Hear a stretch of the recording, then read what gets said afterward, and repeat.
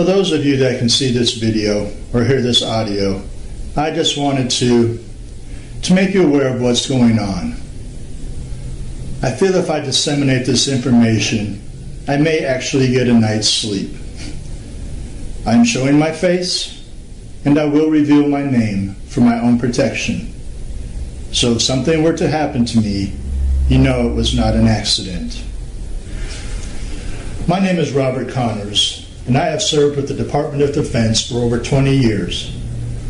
Prior to that, I served active duty campaigns in both Iran and Vietnam. I have served my country with honor and distinction. My record speaks for itself. As an ex-DoD operative, it was my duty to protect the Constitution and mitigate foreign and domestic threats in this country. I joined the department to create a safer world for my children and now grandchildren. Unfortunately, the last decade of my career, I have seen and been a part of one of the biggest threats to this great nation and its citizens. In March of 1994, I was brought in as Director of Communications for a project called Operation Sedgwick, formed under President Ronald Wilson Reagan in 1989. This program was the second stage in the project called MK Ultra. Its focus and sole purpose was the control of the African American population and urban youth through music. Yes, you heard me correctly, through music. I have in my possession a series of video and audio recordings detailing the existence of this project. My division was ordered to destroy all documentation and archive footage. I, in good conscience, could not. This is the information that the American public, along with the families involved, were told bold-faced lies about. From the first-degree murder of Lassane Parrish Crooks, also known as Tupac Shakur, to the evidence of influence of entities well beyond this federal government, beyond this world, will be revealed in these tapes. To my friends still at the department, please, I repeat, please join me. For the Bible says, whoever knows the right thing to do is, but fails to do it, for him it is sin. I can no longer live in sin. So, I am giving the Department of Defense until Monday, September 23rd, to do the right thing and disclose this information. If they do not, I will release these tapes to the media outlets and into public domain via YouTube. And to show I'm not bluffing, I will release Michael Jackson's final phone call on the eve of his death.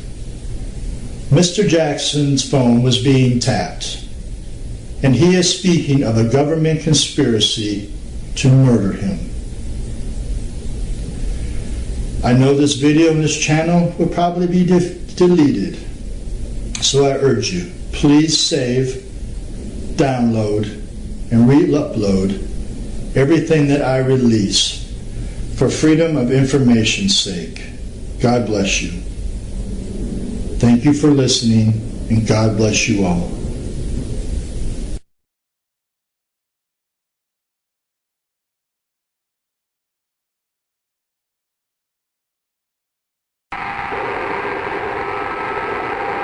What's wrong, Michael? I don't know if I should tell you this, but I don't know who may be listening. There may be a group of people that want to get rid of me. They don't want me here anymore.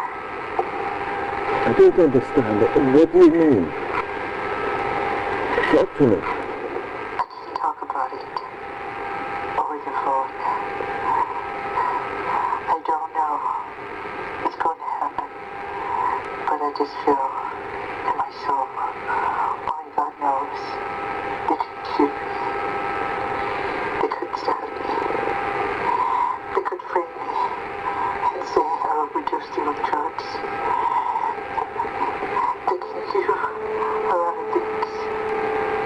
Who could do these things? It's not the government. It's more than government. But I don't know today. I don't care. They can kill me. I don't even care my life anymore. I just want my children to be okay. My angels.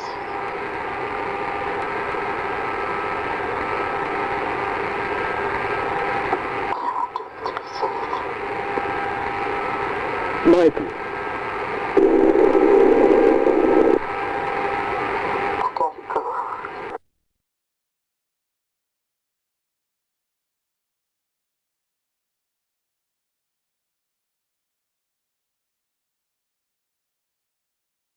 Where were you, Latoya, when you heard the sad news?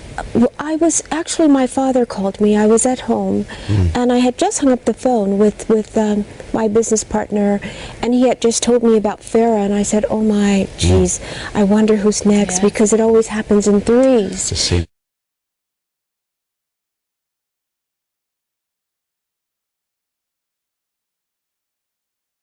People controlled him. They controlled him. They did what they wanted, and it was very difficult for him to say no, no, no.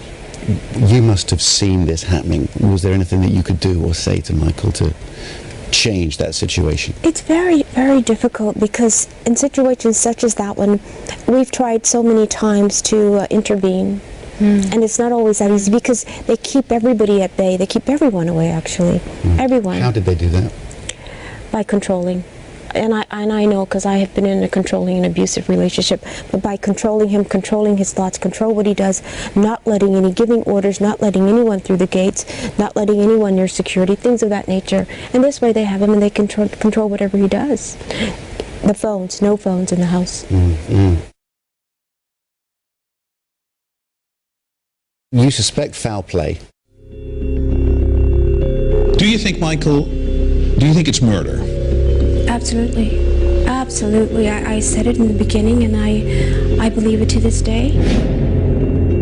You must remember, Michael told me repeatedly that they were going to kill him, that he was going to die.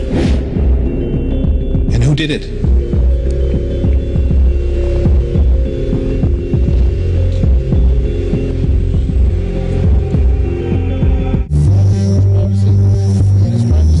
This is one of the bathrooms. There are two bathrooms in this.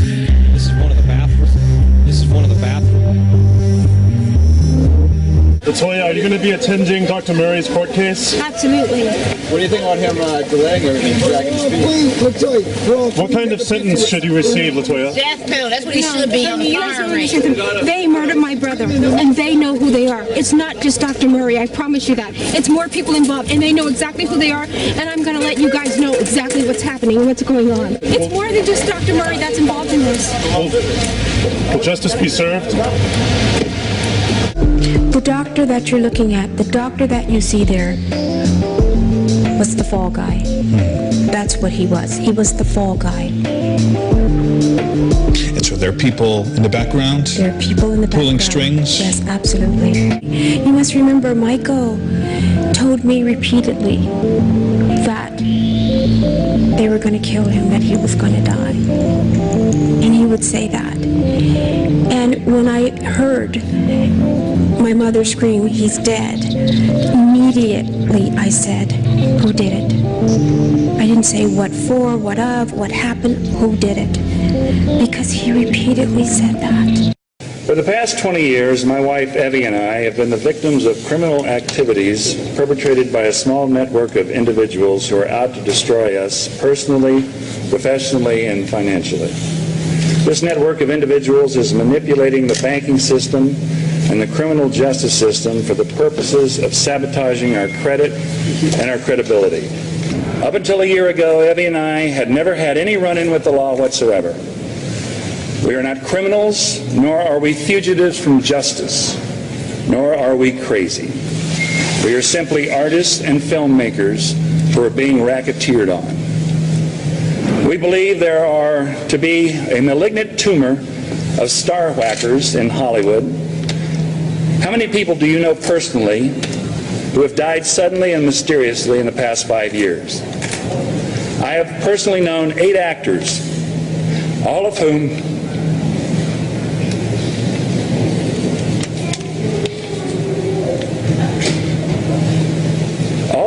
I have worked with and was close to. Heath Ledger, Chris Penn, David Carradine among them. I believe these actors were whacked, and I believe that many others, such as Britney Spears, Lindsay Lohan, and Mel Gibson, are being played to get at their money.